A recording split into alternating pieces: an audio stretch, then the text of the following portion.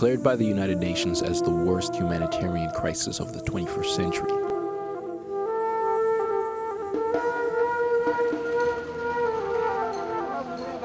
Genocide and conflict in Darfur, Sudan's west region, has been taking place over the past 4 years and counting.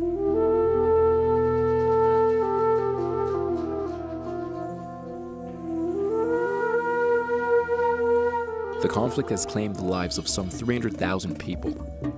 Some people say it's genocide, yes, and ethnic cleansing is quite close to genocide. That there has been gross violations of human rights, atrocities of very, very serious character that also had elements of ethnic cleansing linked to it. Displacing 1.4 million and creating another 200,000 refugees who fled to the neighboring country Chad.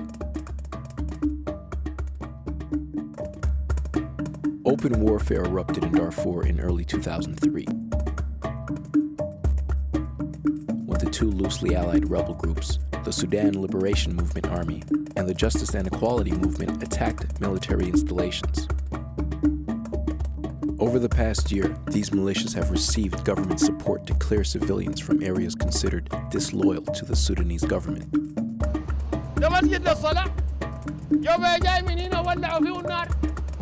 And here you can see the damage bigger than you can imagine.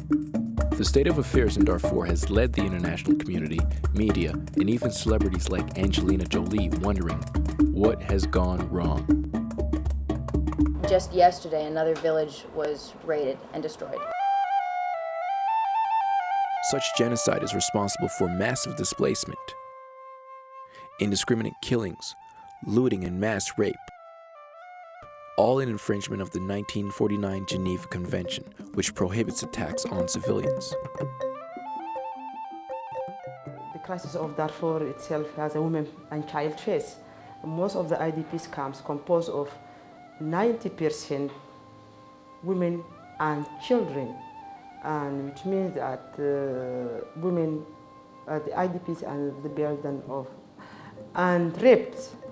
There are continuous rape, systematic rape for these women. This is what we call gender-based violence. These events are, they're shocking and they're horrifying, and I think they show very clearly that there's not stability yet. The problem of Darfur, it is not an ethnic problem, it is not a religious problem. It is a political problem. You see, but for me as a Sudanese who knows the conflicts in Sudan, the problem of Darfur was hijacked. It was hijacked by certain interested groups outside Sudan and by certain interested groups inside Sudan. So it was hijacked. And many colors, and it was painted later on with many colors. And your name is? It's Muhammad Hassan. I'm a documentary filmmaker from Canada. I'm a Sudanese Canadian. Wait a minute. You're from Canada with that accent. Today, it's a busy day. And the outside temperature is 20 degrees centigrade. For your comfort and your safety, please remain seated with your seatbelt fastened. Sudanese Canadian filmmaker Mohammed Hassan, son of a political activist, travels to the remote, terror-stricken, and extremely hazardous region of Darfur to answer painful questions. Is this a race-related conflict between the Arab African tribes and the African tribes? Do you think the conflict taking sort of an ethnic agenda tried to Arabize Sudan and ethnic cleansing all the African tribes in Sudan? Is this a conflict over ever-diminishing precious water and grazing resources?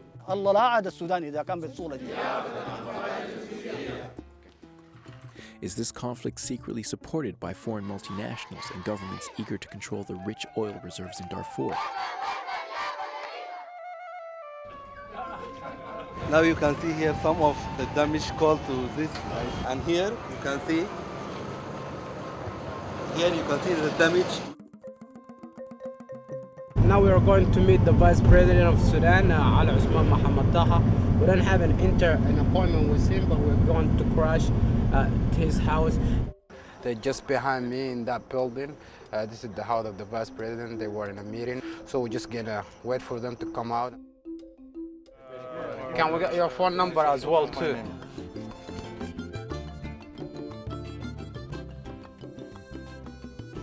With a challenge to tell the story of his torn country and unravel the many myths of this land, Hassan will document the day-to-day experience of life on the edge in Darfur. Hey, listen, you better team up and do something better. So I support you 100% and I pray for you, and I know it's gonna help our children's future.